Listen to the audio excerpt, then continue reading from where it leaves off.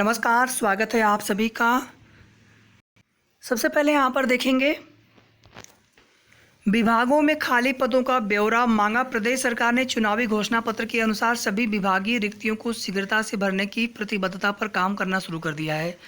और इसी क्रम में इसके पहले भी सभी विभागों से रिक्त पदों का विवरण मांगा गया था। नियुक्ति और कार्मिक विभाग योगी जी के पास है। रिक्तियों का पूरा विवरण आने के साथ ही भर्ती प्रक्रिया तेजी से शुरू की जाएगी। कार्मिक विभाग ने सभी विभागों के अपर मुख्य सचिव, प्रमुख सचिव, सचिव को इस आशय का पत्र भेजा है। इस पत्र के माध्यम से अधीनस्थ आयोग, निगम, प्राधिकरण, परिषद, लोक सेवा आयोग आदि की सीधी भर्ती की समस्त रिक्तियों का विवरण मांगा गया है। विभागों को समूह क, ख और समूह ग व घ की सीधी भर्तियों की रिक्तियों का विवरण तय फॉर्मेट में भेजना है। कार्मिक विभाग ने रिक्तियों के संबंध में पहले 15 जुलाई को पत्र जारी किया था, जिसमें 18 जुलाई तक समूहवार रिक्तियों का विवरण दिए जाने का निर्देश था।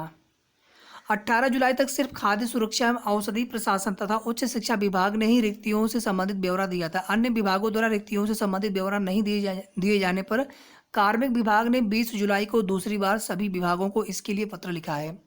विभागों ने तैयार कर रखा है रिक्तियों का ब्यौरा, और जैसे ही ये ब्यौरा शासन के पास पहुंचेंगे तो इन पदों पर भर्ती प्रक्रिया के लिए शासन से अनुमति मिलते ही इन पदों पर भर्ती प्रक्रिया शुरू कर दी जाएगी। इससे बड़ी संख्या में युवा बेरोजगार नौकरी से जुड़ सकेंगे। दूसरी यहाँ पर अपडेट देख लीजिए। माध्यमिक शिक्षा विभाग के प्रस्ताव को शासन ने मंजूरी दे दी है। इसमें क्या मंजूरी दी है?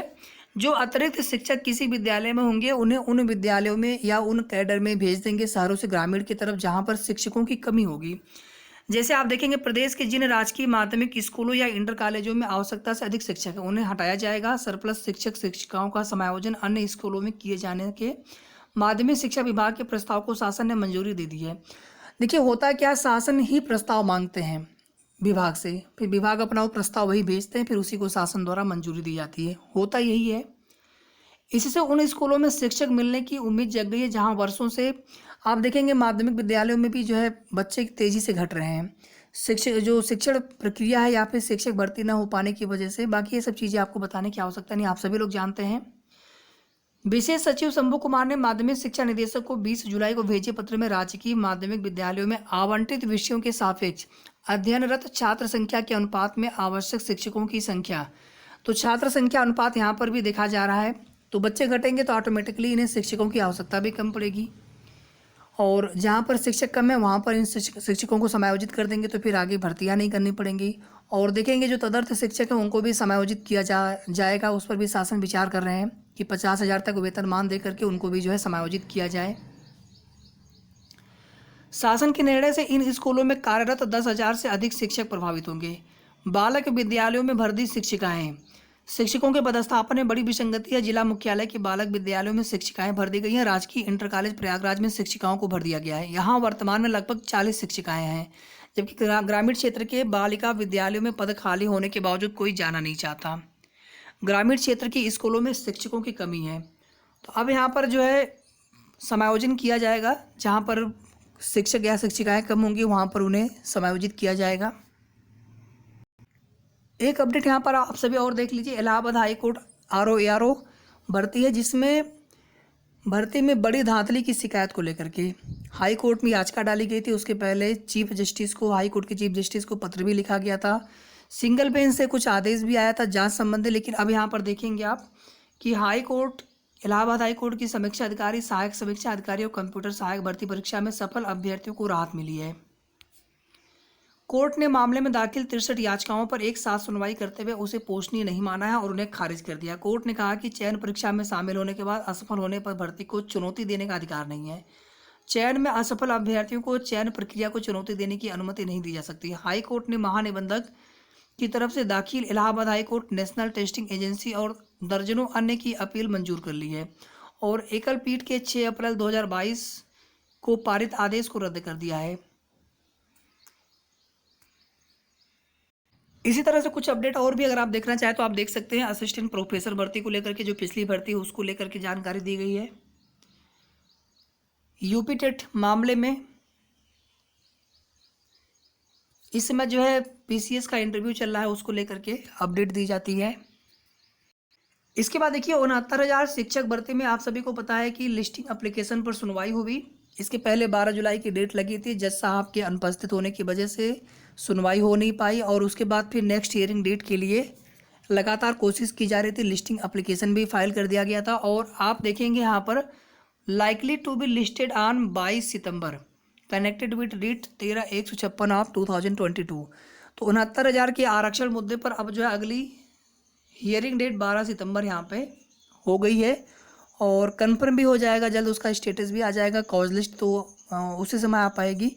तो कहीं ना कहीं 2 महीने के बाद सुनवाई होने जा रही थी जुलाई में और एक बार फिर से जो है 2 महीने से भी ज़्यादा समय यहाँ पर, अब 12 से 22 सितंबर हो गया, 12 जुलाई से, तो लगभग 2.5 महीने ही आप मान लीजिए यहाँ पर।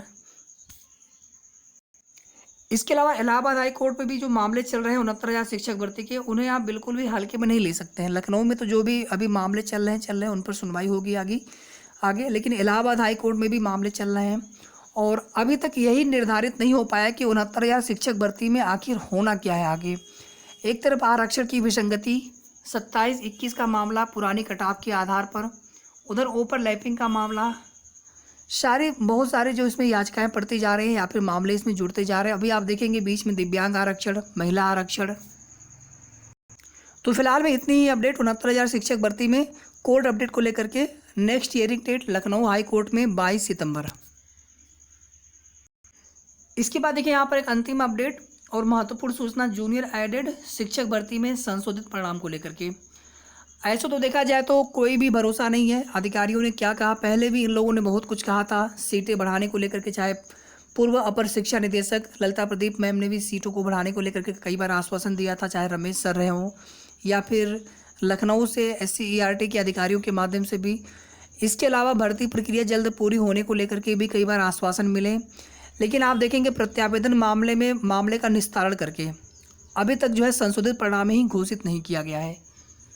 उम्मीद है कि नेक्स्ट वीक में जूनियर एडेड शिक्षक भर्ती का संशोधित परिणाम घोषित कर दिया जाएगा। बाकी इसके अलावा इस भर्ती के संबंध में और कुछ भी नहीं कहा जा सकता है। सीटों की संख्या बढ़ने की उम्मीद तो बिल्कुल ना के बराबर हो चुकी है। संशोधित परिणाम एक बार आ जाए इसका तो उसके बाद फिर आगे इसमें देखिए कि कब तक भर्ती प्रक्रिया शुरू होती, कब तक शासनादेश आता है, क्योंकि अभी कोर्ट से मामला फाइनल भी होना है। साथ ही साथ इस भर्ती में और भी प्रकरण है, ऑफलाइन रिजल्ट वाला प्रकरण है, इनवैलिड सब्जेक्ट सीरीज वाला मैटर है। आगे जिनका भी लेखपाल का एग्ज़ाम हो, हमें लेखपाल के जो भी एग्जाम जिनका भी एग्ज़ाम हो आप तैयारी करते रहिए।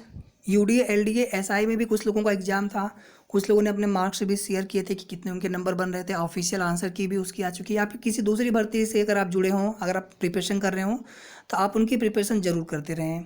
बाकी इस भर्ती का जब भी जो होना होगा वो होगा ही समय पर। संशोधित परिणाम एक बार आ जाए तो कम से कम ये पता चले कि अब जो है कितने अभ्यर्थी पास होकर के आ चुके हैं 90-97 पर।